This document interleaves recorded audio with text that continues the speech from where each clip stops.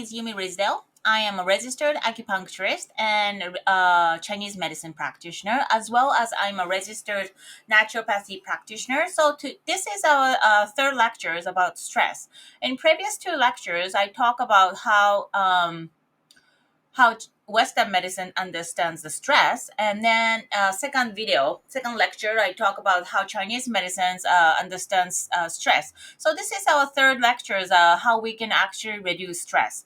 And you may think you know how to reduce stress, but surprisingly, a lot of people ask me how they should reduce stress. So I decided to make these lectures. There are more than one way to reduce stress. You should have your own way to reduce stress, right? But there are many pieces you can have in your toolbox to reduce stress. The more you have, it's better. So I hope there's something you can take home today from this lecture, how we can reduce stress. So in this lecture, I'm going to talk about the three areas from body, from the mind, and from the spirit. Okay? So from the body, this is how physically we can reduce stress. And I'm going to talk about a few elements here: exercise, digesting, and then breathing, and then resting. And then I think you need all of it. You can't just have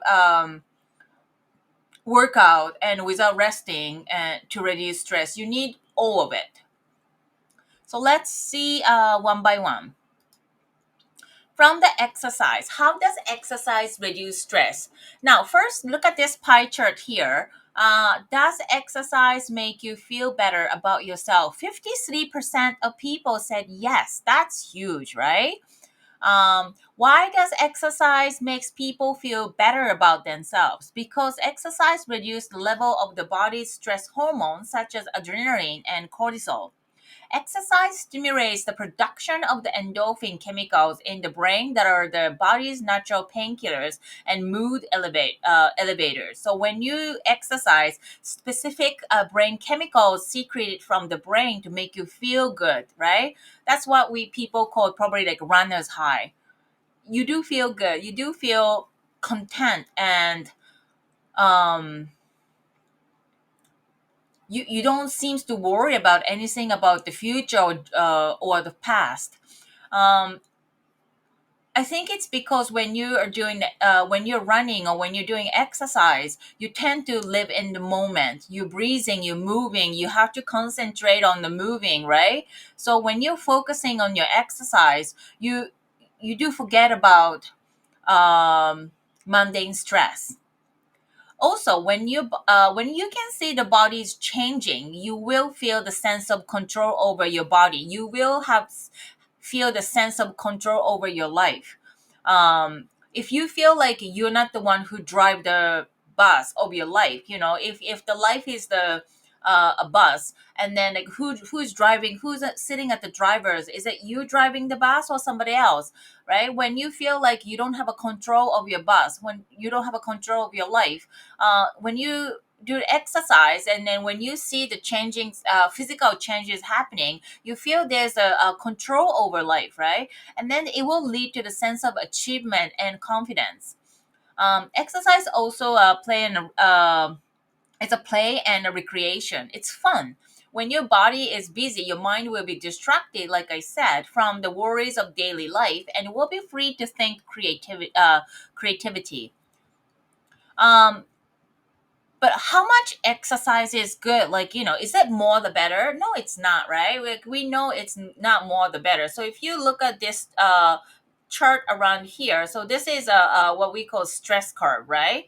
So when you have when you don't have any exercise, too little stress, too little physical stress, you're not challenging your stress. So you're in an inactive state, and then you, it just you may it's past relaxation, like you just inactive and doing nothing, right? So you feel heavy and sluggish, so you do need some movement. So when the stress the performance level goes up, see here that maybe you're laid back, and then go towards the yellow, which is like optimum stress. So like if you I do about half an hour exercise 5 to 6 times a week. So this is like enough physical stress for me. Then I feel good. Like, I feel like, I won't fatigue myself, but it's optimum physical stress to reduce my mental stress, right? And then, but if you past that point, it goes to the exhaustion. You will feel tired. You go to gym too much. Like, you walk for 2 hours every day. That's too much, right? Then, like, that's too much stress, overloaded. And then you pass that, we talk about it in previous videos, lectures. You just exhaust yourself to perish. So, exercise is like, extremely important to reduce stress. I think everybody needs stress in appropriate for your age group. I don't want like my grandma to go boot camp, right? But for something to give your heart rates up, and then you have a slight perspiration, and then you feel good about yourself. Like, anybody needs exercise.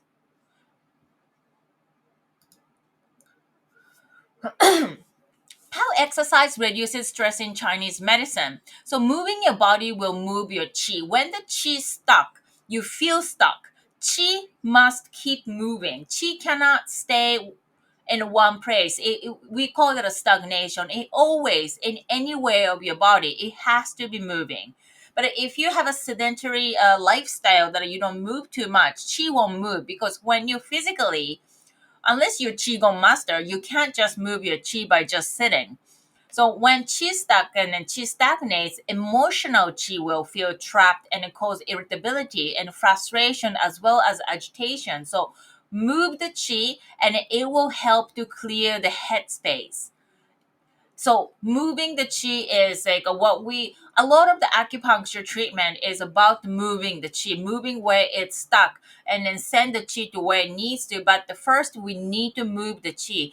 River stays clear because the water moves. If the water doesn't move, like swamp, it only getting mudder, dirtier and more filthy, right? More turbid. The water needs to be keep moving to stay clean. Same with the chi. Like, it needs to be keep moving. Now, slight perspiration will bring some running pig down. Piglets. I think I might have talked about it in a previous lecture, but anxiety, depression, overthinking, those are in Chinese medicine terminology. We call that a bentun. Bentun is literally means running piglet. Um, so these pigs from your stomach run towards your head, and then like towards your chest, towards the throat, towards head, to cause many symptoms. So when it runs all the way to the head, it gives you anxiety, depression, and to solve that, you need to work on the stomach digestion, but you also need to perspire. You need to perspire a little bit, not the drench sweat, not the I don't want you to drip sweat, but as a perspiration is what clears this, like a bantum running piglet. So for that, we really needs to move our body, and then have a perspiration. um Yeah, slight perspiration from exercise helps these mental challenges and may reduce self-induced stress. When you know that you're stressing yourself for no reason, like this will help. Okay. Um, you can also do qigong. Qigong is like what we I always recommend qigong, right? Yoga, in a way, is a part of the qigong. It really goes through the same philosophy. Qigong is the base of the acupuncture in Chinese medicine. Acupuncture in Chinese medicine follows the principles of the Qigong. So it's really important that anyone does qigong. I do Taiwanese qigong every day. I do a Tibetan kind of qigong. So it really important. If you go China, if you go to China, like you see in the park, like a lot of old people do qigong and tai chi there. So proven benefits of qigong is um, it lowers the blood pressure. It treats anxiety, depression. It relieves the chronic pain. It improves well-being in people with cancer and improves immune system as well as improve fitness. Yeah, so these are proven by research. I have 18 minutes qigong. This is a Taiwanese style qigong on my YouTube channel. So do that. It's not hard. Anyone can do it, and then you feel warm after that because this movement and the breathing exercise moves the qi. It's really fun.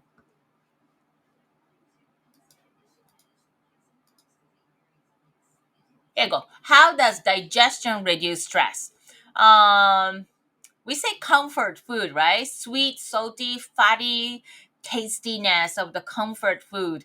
It produces the serotonin. It's another brain chemical. It's a happy chemical, right? Dopamine and serotonin. Um, when the balance of these brain chemicals are correct in the brain, you wouldn't have a depression, anxiety. But it also dampen the hypothalamic pituitary adrenal cortical HPA axis activity, so it inhibits stress responses because it numbs your brain. Um, it is a great shortcut to reduce stress, although it doesn't have a longevity because comfort food is like sweet, salty, fatty, and tastiness. It's hard to digest, so eventually you're gonna have a indigestion, and then contributing to having a running piglets benton. So comfort food is not something I would recommend you to go like as your first tool to reduce stress. In um Instead, I would suggest you to go to the eat clean, good digestions to nourish the stomach yin. If you remember from our previous lecture, the Chinese medicines believes that the stress reduces the stomach yin, and a lot of like numerous symptoms comes from reduction of the stomach yin, right? So something nourishing to nurture and then generate the stomach yin would definitely help how you can handle your stress. Eventually, it will nourish your brain, right? If your brain is dry, you get overwhelmingness. Dry brain, you can't think well. So anything can be overwhelming. Like you drop the glass, break the glass, end of the world. If you um, and something happens wrong like end of the world, if your brain is dry, you can't cope with this small events. But if your brain is nourished, you stay calm, and then you can actually deal with then as a matter of like it's like a job, like it's a matter, you just need to deal with it, right? Nourishing brain can handle stress efficiently. Nourished stomach improves the quantity and the quality of the qi, so it protects the body, and it will you will feel um, less vulnerable. When your body is low in qi, the quantity of the qi is low, you feel people's negativity, people's what people says, like what's happening in the world affects you more because you don't have a buffer. If your digestion is great and then you nourish the qi, which always happen after a great digestion, you will have a buffer around the body, and then less things bothers you. It can be negativity, it can be flu, it can be the cold, but also it can be EMF, it can be anything like you will have a protection of the around your body, and it will protect your body. Breathing. How does breathing help to reduce stress? So physiological changes with breathing, it lower the blood pressure and the heart rate. It reduces the levels of stress hormones in the blood reduce lactic acid buildup in the muscle tissue. It balances the level of the O2 and CO2, oxygen and the CO2 in the blood. It better quality, so it also improves the quality of the chi. It actually improves the quality and quantity of the chi. But you first, it will improve the quality of the chi, which will lead to the better immune system, like I just talked about. Um, there's a few breathing exercise that people know about how to reduce stress, and then I think one of the most popular one is the alternate nostril breathings. Right, you using a thumb and then ring finger, and then hold the nose like that. it, so using a thumb, close the one nostril, inhale in, close with the ring finger, exhale from the open one, inhale from the open one, close, open the other one, exhale, in, close, exhale from the open one. So this is alternate nostril breathing. And if you do like any 30 seconds to 40 seconds, even a minute, when you're having anxiety or panic attack, it will calm you down. It will lower blood pressure. It will lower the heart rate, improves the focus on the present moment, and then it will stimulate the vagus nerve. Vagus nerve is what it activates the parasympathetic nervous system to relaxes you. It will heal you, and then digestion will start happening. Like when the parasympathetic nervous system is dominating the body, and then vagus nerve stimulates the this particular nervous system to get activated. So alternate nostril breathing does that. Um, Also, study says that the equal nostril breathing perhaps brings the more equilibrium in the left and right brain. Probably, I'm not sure, but I think I can see why not. There's also breathing qigong. Qigong. So we talked about qigong. That's like a moving qigong, right? Like I talked about the 18 minutes Taiwanese qigong, and there's a breathing qigong. It's just the breathings. You sit and then like you follow this breathing exercise. It will improve the improve the quality of the lung qi. So it will open the lung, open the chest, and you will have a deeper quality of the relaxation, right? When after you improve the quality of the lung chi, then you can improve the quantity of the chi by breath of fire. Breath of fire is like a speed, very fast exhale, right, from the nose. If you can, I don't know if you can hear, but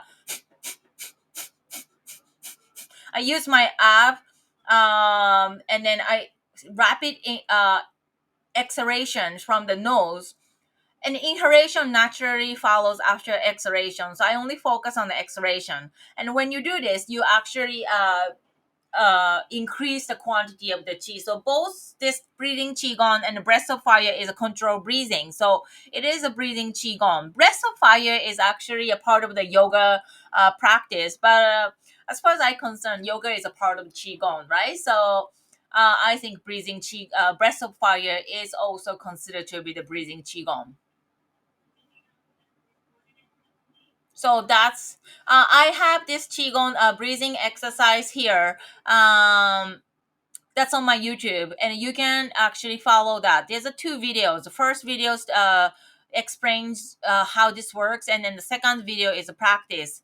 And in the second video, if you can see, like my friend Catherine is playing a crystal ball, and it really beautiful sound, the frequency to reduce your stress as well.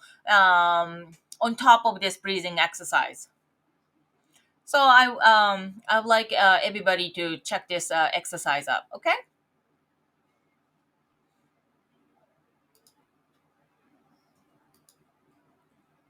Then resting. How does resting um, release stress. So if you remember from our first lecture, there's a three phases of the stress, right? Dr. Cellier, in the book, I was doing the book review.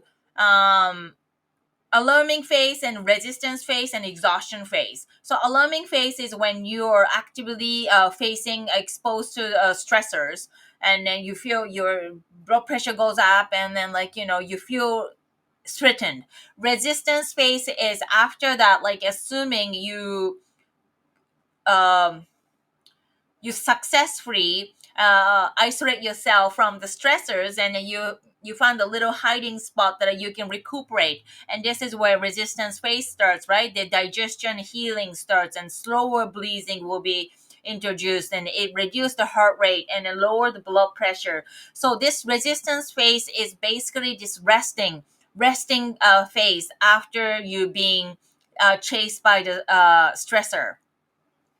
If you don't rest, then you go to the third stage of the stress, of the exhaustion stage, and then you simply perish. So resting is important. Like, I can't stress enough how important resting is. No Chinese herbs or no acupuncture points or technique will replace the good quality sleep.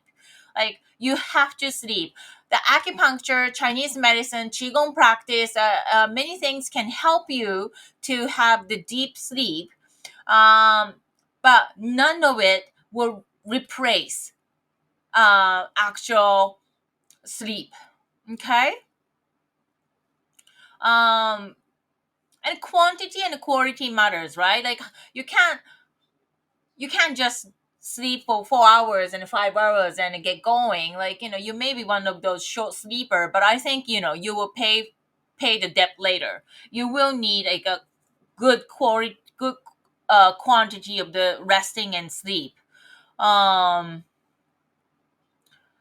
Now, besides the one good night's sleep, you should always be relaxed in the daytime. Not always, okay, not always, then you become an inactivity. Always after the good amount of the physical or mental stress which stimulates you can't just have a relaxation, right? You need to have a little bit of the stress because it's in an imbalance. You need to be relaxed to prepare for the next stage of the stress.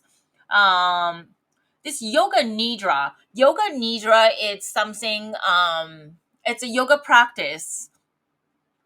It's a brain yoga. It's not meditation, but it's like a guided meditation. You're laying on the floor, and then somebody's there's a voice that there's a guiding that telling you what to do. Focus here, focus there, and it's not a meditation because you're not focusing in the one thing to leave the rest behind. It is really an exercise. So it is a yoga practice. I have lectures about what is yoga nidra, and I will also introduce the yoga nidra that I actually wrote the script myself, and we can uh, you can try that. It's really, it gives you the different state of the relaxation, like it almost like reset the brain. It's a really neat things to do. It changes, I think, if I can remember correctly, I think it changes the balance of the dopamine in the brain. That's how physiologically yoga nidra helps the brain. Um, it also, resting is the must step to recuperate your stomach in. When you have a good night's sleep or when you're relaxed, your stomach in will be recuperated. Right, as you know from my previous lectures, and then a few minutes ago I talked about it, like how important having a stomach in to deal with the stress, because juicy stomach yin will nourish the brain, the yin of the brain, so you can deal with the stress better.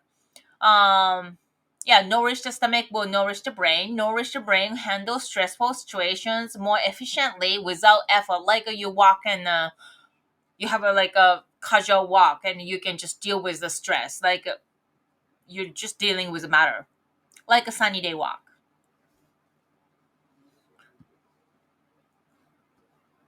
Yeah, so you can check out this lectures about what is yoga nidra, ancient wisdom to take you to the complete relaxation. How nice that sounds, right? It really does. So I hope you check that out, and then try yoga nidra yourself. So after this lecture, I have another I have an exercise video to follow, and then after that I will put the yoga nidra, so you can try.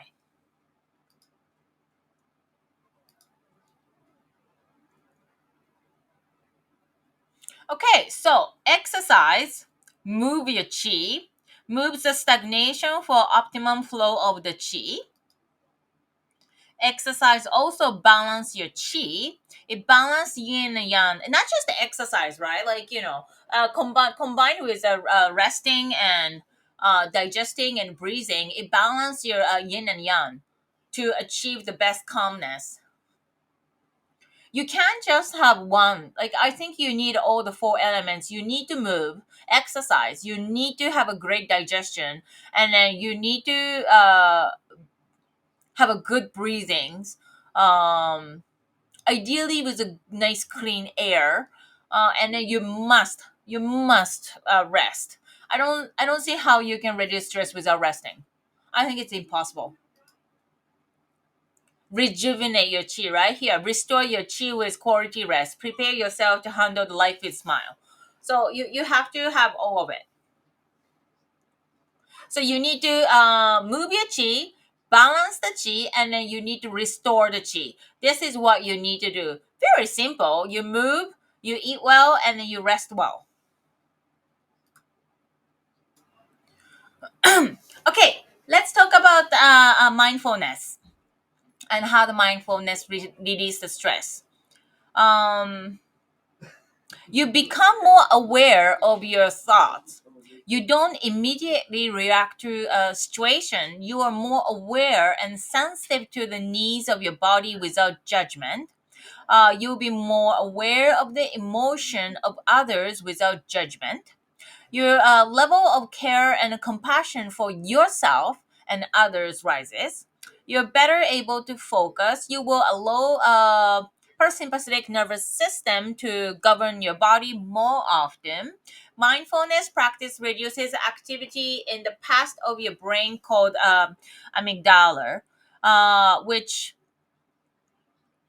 um, have so much to do with how you react to the world.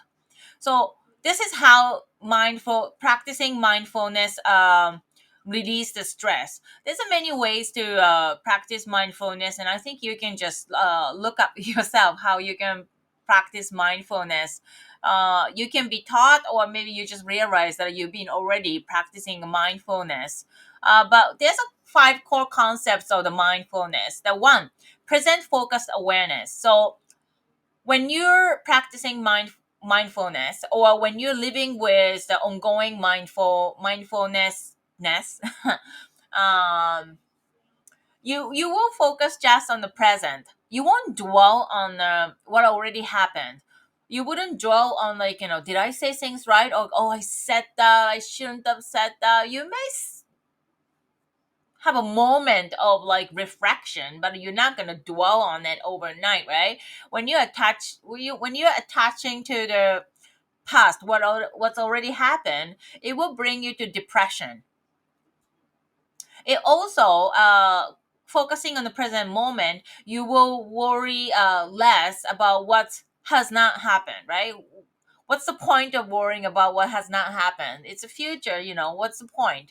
I think I always think, what's the point? But I understand some people do can think about what could happen, what could be the, like, the um worst scenario when this happens, what to do. Like, when you can't stop thinking, it is like, running piglet bentun. So all you have to do is you go see an acupuncturist, and then get acupuncture or herb, or I do see people remotely, so I can just give a prescription. And then when you can't stop thinking, it's a symptom. It's not your, it could be somewhat your personality, but it's a symptoms. It's not too hard to fix that. So just contact me, and then maybe we can have a remote consultation, and I can give you a prescription, or find an acupuncturist who can work on it for you, right? um, anyway, attachment to the future will bring you to anxiety, so you really need to focus on the present moment. When you practice yoga, when you exercise, you will be focusing on the present moment. We talked about that's how we can reduce stress through the by moving body, but mindfulness will also take you to that place. Also, accepting or open attitude, right? C'est la vie. It happens, and it happened. And the c'est la vie, like this is the life it is. You just accept it, like, what, there's no point of denying it for what happened, right? Like, if this happens, okay, this is now it is, like, just accept it and then move on. um Non-judging approach, um without putting a name or label to the event or reaction or feeling, right? You deal with the deal with the matter as is, without how terrible it is, like, um judging how poorly you did, or how poorly somebody else did. Like, non judging, it's hard, but if you can just, okay, this is what it is, accept what happened, and not judging as it's a terrible or whatever, don't give a label, and then just deal with it, right? As a mindfulness, it does take a training, but oh. Then fourth, compassion for self and others. The what's important is this part, self, right? Compassion for the self. A lot of people have a compassion for others, but not for yourself. Um, Give the advice you would give to your best friend, to yourself, right? I always say that to patients. Um, when I give them treatments, and then, like, often they start talking because something moved, the acupuncture treatment moved something in their mind, and then they start talking about the whatever coming to their mind. And it's very important, because that had to be regurgitated, that their emotion and then feeling has to come out to be dealt with. So when they do that, it's a great thing that I do listen to them. And I don't give advice or anything, I just listen to them. But often, sometimes they're like, what would you tell to if your best friend is in that situation that you're in right now, what would you tell them? Take a rest. It's not a big deal. You're doing great. Like, you will say those things to your friend, right? But you don't say that to yourself. So give the advice that you would give to your best friend to yourself. Okay? Compassion for the self is really missing. A lot of people are nice. They're like, and I see more, like, a lot of all my patients are very nice and very generous, and then, like, they share a lot of things with their family and community, but they just don't do that to themselves. So I want to make sure that the people know that you matters very much, very much. Also, this fun thing about being practicing mindfulness is the last one, the energy of the mindfulness. It's um it spreads when you're practicing the mindfulness, and then someone approach you, this energy of the mindfulness will transfer to them, like, it's really spread outside. When you're practicing mindfulness, like, your close family and friend will always get the energy. It's really contagious, in positive way. It's because it is really a quantum transition, right? Because you're the way you are, the way you move your chi, the way you handle the chi, and then, like, this, the way you are, transfer um, in a quantum way, and reach to others. for the same reason, when the monkey in the one island, the monkeys start washing the sweet potato, and the monkeys on another island also start like washing sweet potato. You may have heard that the story. The same thing. When you practice the mindfulness, this that your energy will transfer into outside to other people, to the world, to the community. It. So this is very important. That's how you connect to the world, connect to the universe, because you are the part of it. And then when you see yourself in a quantum way, you just like bundle of the energy. So of course you can, how you can be how big, however big you want to be, right? Like your body is like solid, but the way you are, your presence is can be however big you want to be. And then you can influence like other people with your mindful positive energy. That's always happen. Without failure, it always happen.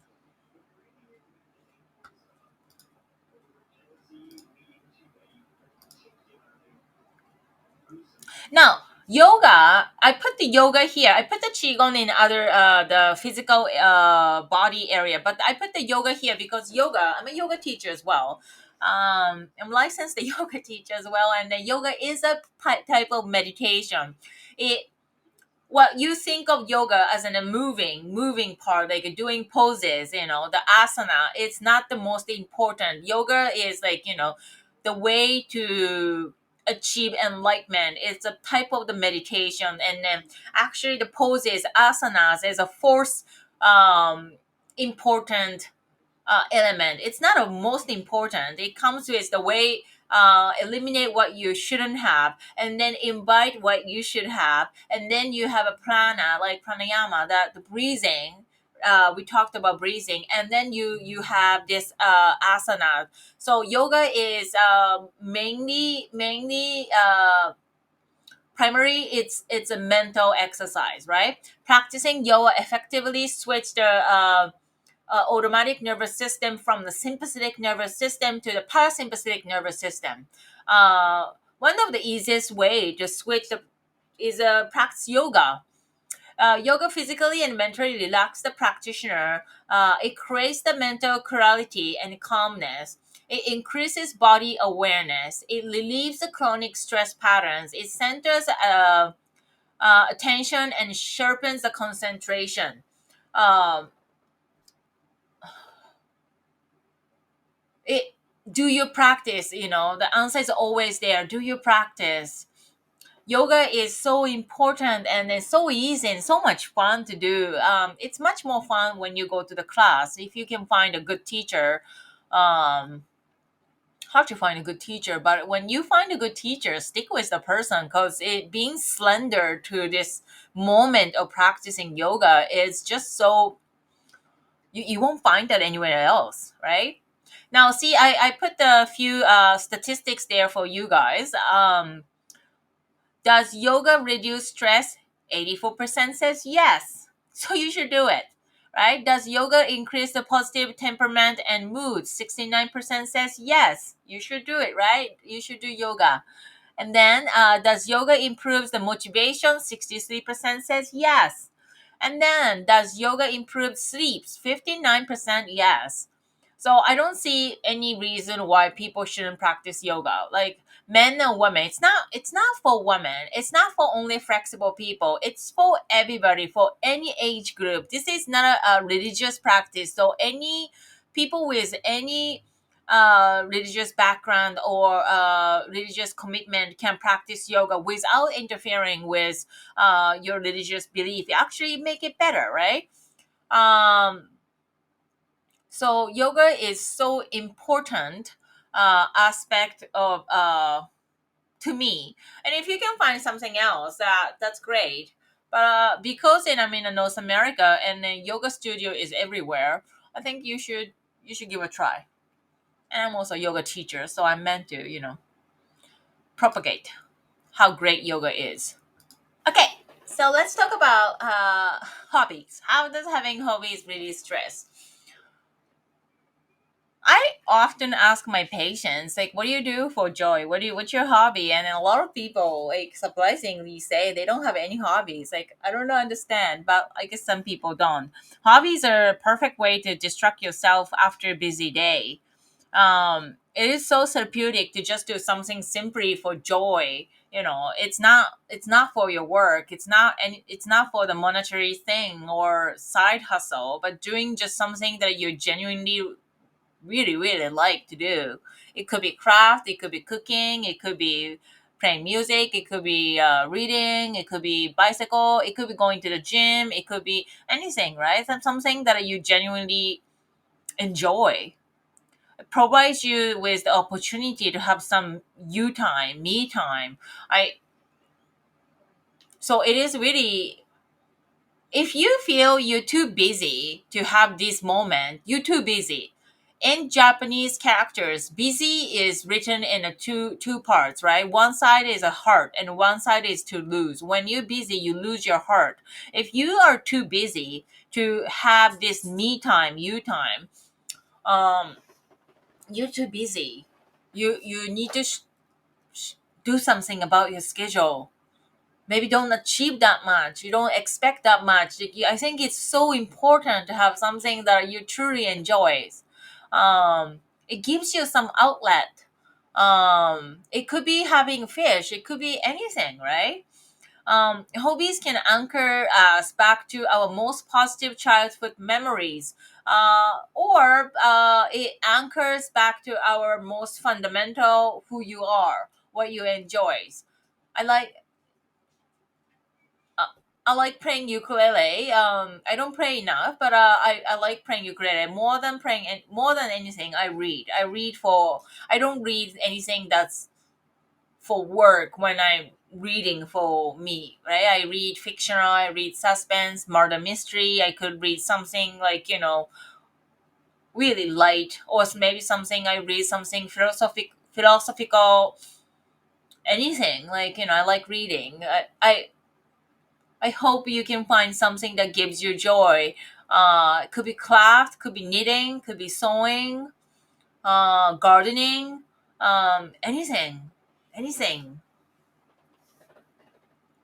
Watching a movie, watching TV show, watching Japanese anime, anything that gives you wind down and separate you from the busy, stressful life.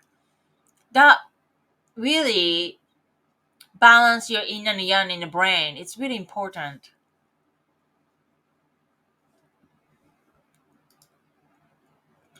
And lastly, having love circles. I said love circle, not your social friends or social circle or community, because it could be bunch of dogs, right? So I just put it as a love circle.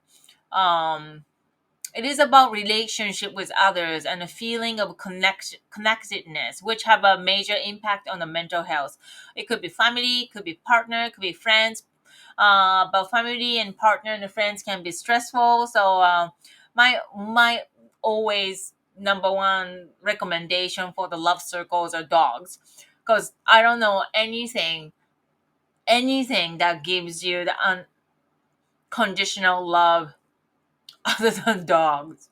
I think dogs gives cat probably do too. Cats are so royal and they love you to death. It's not so much for fish, but love dogs and cats, you really can connect with them. It could be plants too. If you so I know a lot of people who have a strong connection with trees and plants. Uh you need to just make sure it is a stress-free relationship. Family is great. If you have a good family relationship, you don't want to have a. So today, right now, when I'm shooting this lecture, is December 29th. So we just passed the Christmas. You know how many people I treated after Christmas for the stress overload for dealing with family. So family is not always unconditionally give you the headspace, right? Sometimes they are the source of the stress. So it's partner, so it's friends.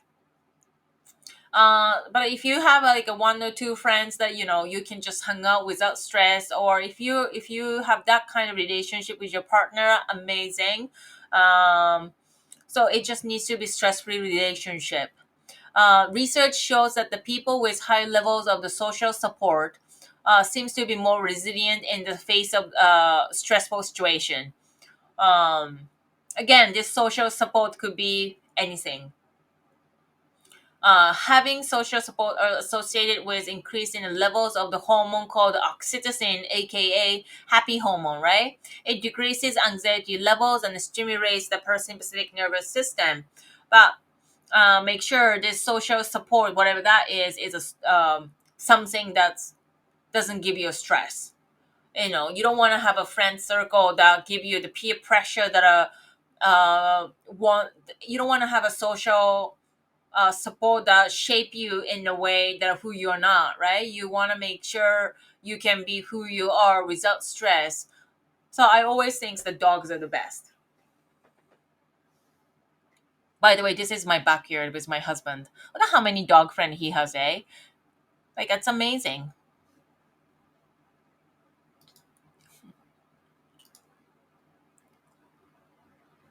Now, meditation, right? Meditation is like another thing people do. Um, Excellent habit if you do it.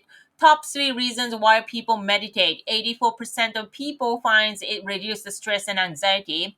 53% of people finds it improves the concentration and memory. And 52% of people finds that it improves the performance at work and or school, right? Meditation, there's a lot of the guided meditation on the internet.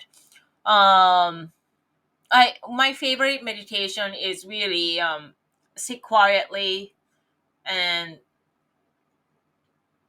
chant om hong silently, focusing in the Sri Dan chant. But really, YouTube has so many guided meditation. I think you can find easily. um But look at that. Unhealthy food cravings can be cured by 40% by meditating for at least 10 minutes a day. So, we talked about the comfort food and how the food impacts the stress. And then we also talked about the comfort food is not, it's the shortest way, but it's not have a longevity in reducing the stress, right? Eh, so instead of going to the unhealthy food cravings, you maybe give yourself 10 minutes of the meditation, and then you can achieve this uh, deep relaxation and calmness without Big Mac. Meditation is great if you can. If you practice yoga, it is a type of the meditation. But if you can practice meditation, like, go right ahead, right? Now, lastly, we talk about spirit. Let's talk about the spirit. Many studies find the rich spiritual perspective helps maintaining the stress levels low. And then I'm talking about spirituality. I'm not talking about any religious activities. It's a two different thing, right? So, employment status may not have a relationship with stress. Those who report high level of stress are more inclined to use negative coping mechanism. There is a positive relationship between positive coping mechanism, life satisfaction, and spirituality. So it is the impact of the spirituality and the stress on the health and emerging adults. It's not about how much you make or what kind of job you had or how many job you do or how well you do at the job. That doesn't it's not the it does not really have anything to do with your stress level. Even though you're working at Tim Horton, or you're working at the lawyer as a lawyer, or anything, there's always stress. This not So what you do for your job, it just has nothing to do with your stress level. It really, this Yoder and Swank, these two researchers, in their paper, they says like how um more inclined to use a negative coping mechanism or using a positive coping mechanism. And then when you have like a some sort of the spirituality in your life, it really brings you the positive relationship with, and then positive between positive coping mechanisms, right? So it is, I think it's really important. Although it may be, you may be okay without having a rich spirituality. Like my husband has no spirituality, and see, he seems to have no stress. He does get stressed out time to time, but he seems to just living okay. I think he proved me that you don't have to have a rich spirituality to have a, like a calm life. But if you have, it's much easier. So stress makes you believe that everything has to happen now, but the face reminds you that everything will happen at the right and perfect time. Um, it happens when it needs to happen. It doesn't have to happen now. When you have this rich spirituality, um, you know it's gonna happen at some point. You don't have to get stressed out about it. You get what you need when it's in the right timing, because it's just the way it is.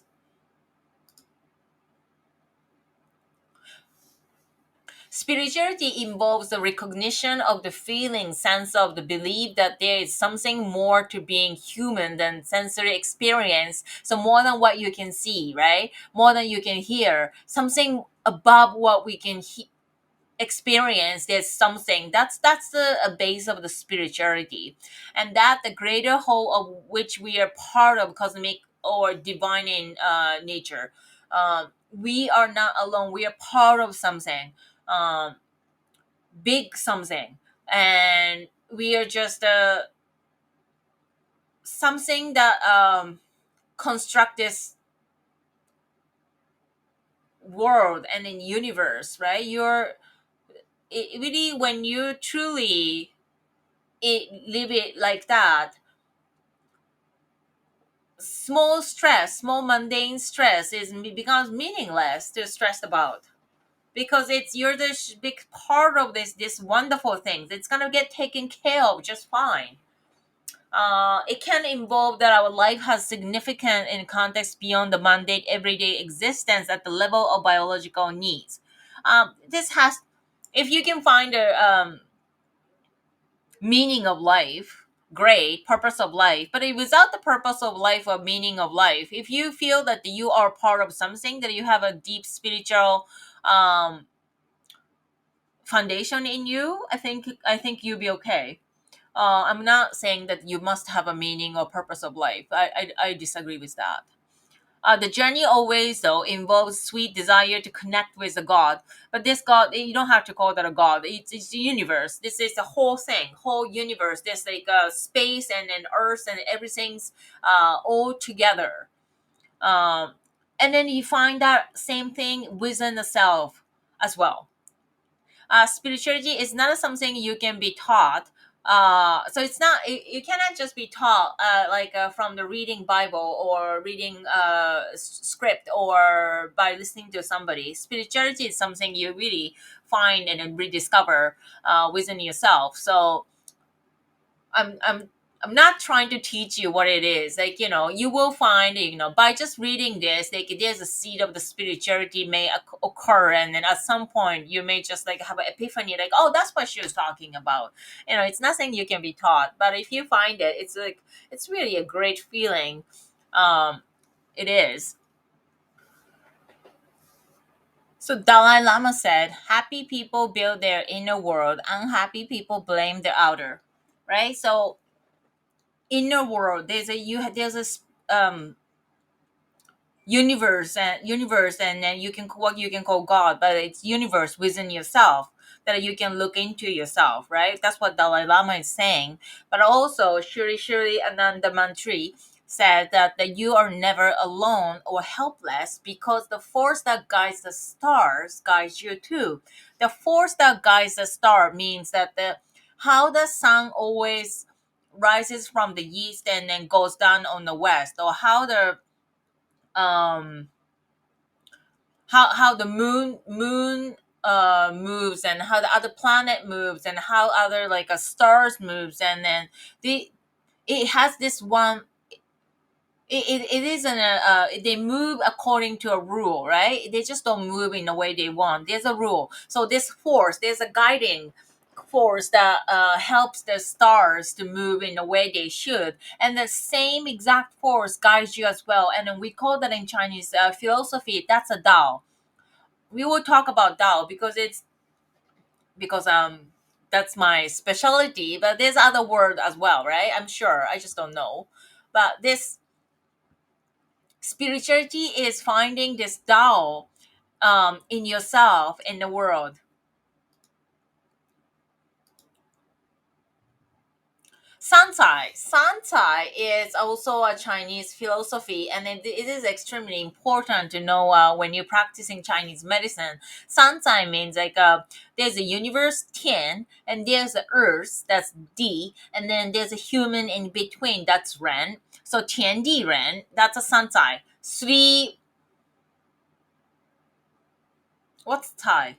How can I say Tai? Sansai, it's the three elements that like consist the world, right? So the Tian is the heaven, it's the universe.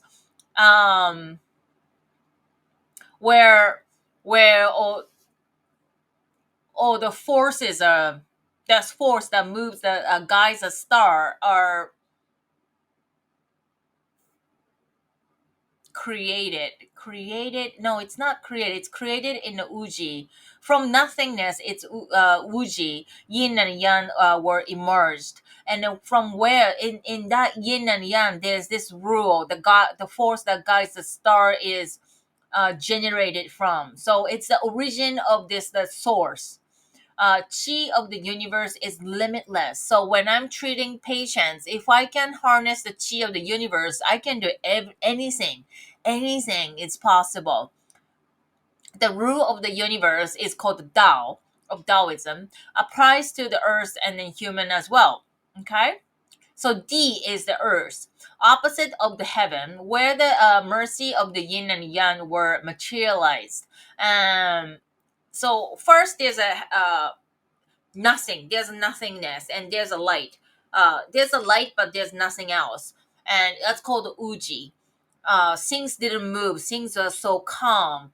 And this is not religious thing, well, maybe because it was written in the Tao Te Ching, um, by written by Lao Tzu. But and then there's a movement happen. When there's a movement in the force, there's a yin and yang, because like high and low, left and right. When there's a movement, now that's where the yin and yang were emerged.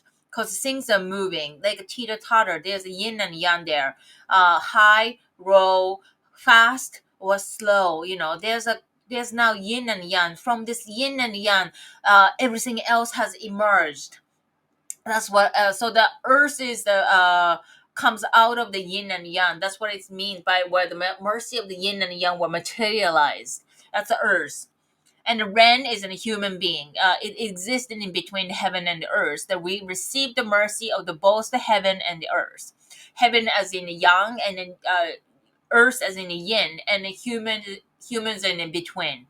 So this is what you see here, this bunch of Chinese. That's the first sentence of the Tao Te Ching,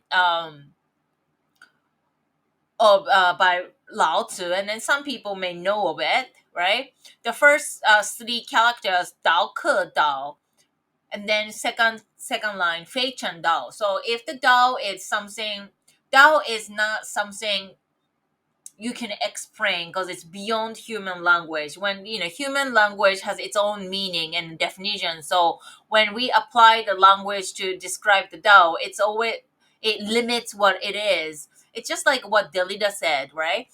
Language limits the concept. So Tao that can be explained is not a real Tao.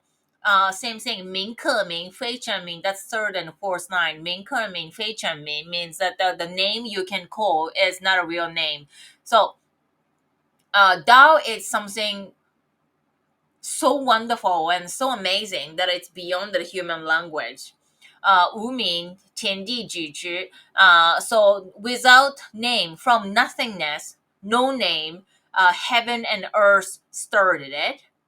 Yumi. Yumi is now, it is yin and yang. From the yin and yang, Wang Wu Zhi Mu. So the 10,000 things has emerged out of it. So it's really what I just explained is written in the first page of Tao Te Ching.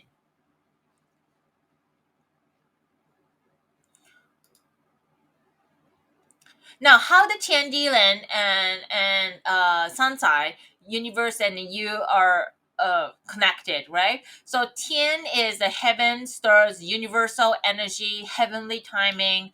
Um, right now is the 2023, so it is water rabbit year. Everybody knew, it was a rabbit year. This is your heavenly timing. Every year this energy shifts, and then different new and different energy comes and goes, right? Next year is the wood dragon is coming. So those are the heavenly timing. It's heavenly chi. And human is we talked about, and then the earth, the climate, environment, and food. So there's a uh, season from the spring, summer, fall to winter, and then we cycle. Like sometimes it rains, sometimes it's damp, sometimes it's cold. So there's a different environment, and we also earth is important because that's where our food come from, right? Food should be come from the earth. So ideally nothing synthetic should be eaten, like fake food, whatever that is. So this concept of the oneness of the universe is that the human will be affected by the heaven and then earth equally.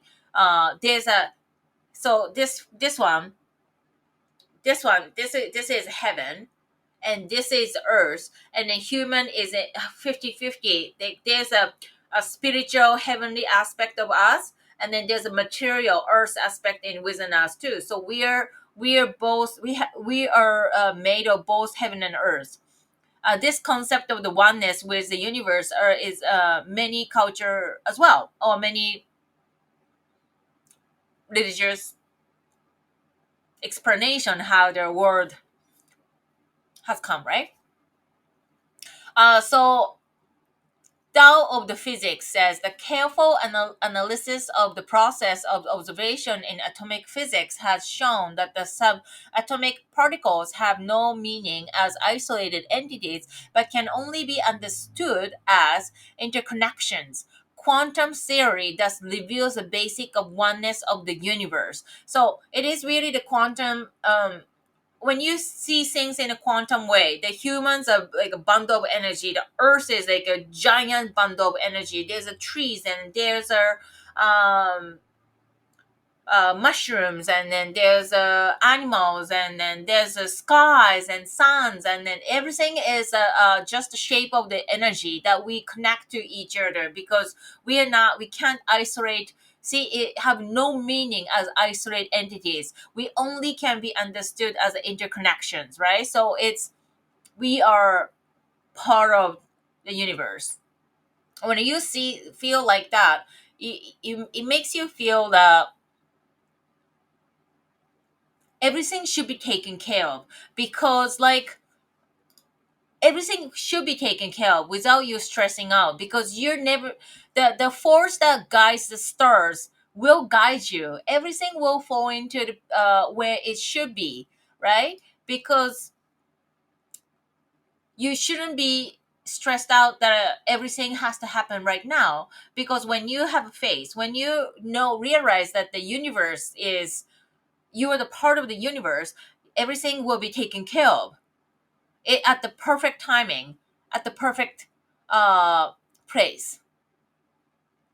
Now we talked about Tao, so let me briefly explain what is Tao. So during the reign, Huan Di is a Yellow Emperor, discoursed medicine, healthy lifestyle, nutrition, and Taoist cosmology with his minister Chibo. Chibo is a Yellow Emperor's teacher. And Lei Gong as well, and then other heavenly teachers. The first discussion began with Yellow Emperor Huan Di inquiring.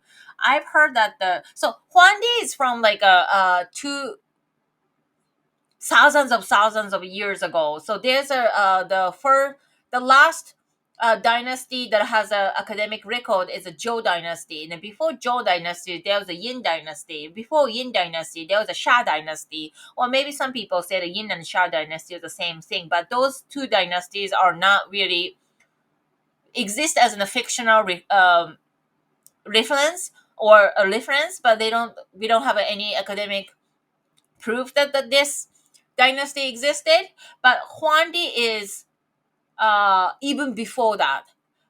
Huangdi is even before the Shah dynasty. So like thousands of years ago, Huangdi asked his teacher, I've heard that in the days of the old, everyone lived 100 years without showing the usual sign of aging.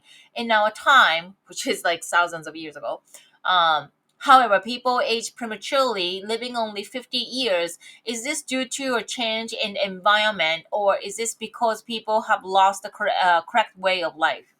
And then the teacher, Chibo, says, in the past, people practiced Tao. So 5,000 years ago, Huangdi asked teacher, people used to, even before that, live better and they don't live now so well. Why is that? And then teacher said, because they live according to Tao. So now what is Tao? It's the way how naturally things work. That's the way how the star moves, the planet moves, right? This is the guiding force that guides the stars. So exactly the same thing we're talking about, the way how season changes, the way how tide comes and goes, the way how plant photosynthesize, the way how animal kingdom works, the way how insects and plants co-live, the way how human body function, the way how mind, body, spirit works, the way how life usually be okay, and the way how things naturally are taken care of. So that's Tao. It's just the way things are. So Tao is this a natural force that guides the star, that guides you. Like, you don't have to be stressed out because things gonna happen, things gonna work out okay. So this is the belief, this is the phase, spiritual phase that help you to reduce your stress. Now, there's this concept, wu wei. Wu wei is a literal translation of wu wei is not doing, but it's not like not doing anything. It means that it's not doing with unnecessary extra efforts. You just go with the flow. Just hop on the boat and then let the boat to take you where the water to take you where you need to go. You don't need to swim against the current. Wu wei means they not doing unnecessary extra fight effort. Just as the nature exists without its extra effort or intention, right? Just as bird knows how to fly without thinking anything. Just how the way how things are. The baby practice now. Baby knows, like, without being taught, like, how to get, like, milk out of the mother's breast. It's just the way it is. So Wu Wei, it is the way to conduct things. When you see Bob Ross, my five favorite painters, when you see Bob Ross paints, he does it so effortlessly and make it look so easy as if anyone can just do it. And he thinks that anyone can just do it. But when someone masters the skill, he does that effortlessly. Hands move with the least movement. This is the way. This is Wu Wei. This is Tao. This is the way without extra effort. So don't fight because things doesn't have to happen now because it will happen when it should be. So the force that guides the star will always guide you. It always will, without exception. In this chapter 3 of Tao Te Ching, they talk about this Wei Wu Wei Zu Wu Bu Zhi, means that the follows the Wu Wei. So follow this natural way of being, natural way of doing without an extra fight or without extra effort. Let the force the guide you. Let the water to push the boat without effort. Follows the Wu Wei, and everything will be managed as it is supposed to be. So that's what the Tao Te Ching is teaching you. Like this is the third chapter, Wei Wu Wei, Zu Wu Bu Zhi. Um, follow your follow the path without extra effort. Let universe take care of you. No stress. Things will happen when it needs to happen. So That's really the philosophy of the Tao. So that's how that would be my understanding of how spirituality helps you to reduce stress. And then if you are committed in, if you have a religious commitment, it's the same thing. Like, follow it, but the do just religious activity will help you to be spiritual, but it doesn't guarantee you to be spiritual, right? But it will help you find your path. And then be mindful, like, do think about the five concept of the mindfulness. Be spiritual, like, have a faith that the things were gonna be fine, like, if it happens, it meant to happen, like, it just happened, no judgment. And then get a dog, go do yoga, find a hobby, take your dog for a walk, and then do some exercise, eat well, rest well, do some breathing exercises. These are really practical ways you can try to reduce stress, and I hope there's something you can take home, and you don't have to do all. It's just the way I found, right? Like, I want you to find your own way to reduce stress, and then I hope this will help you to ease up your journey. Okay? Thank you very much. Bye bye.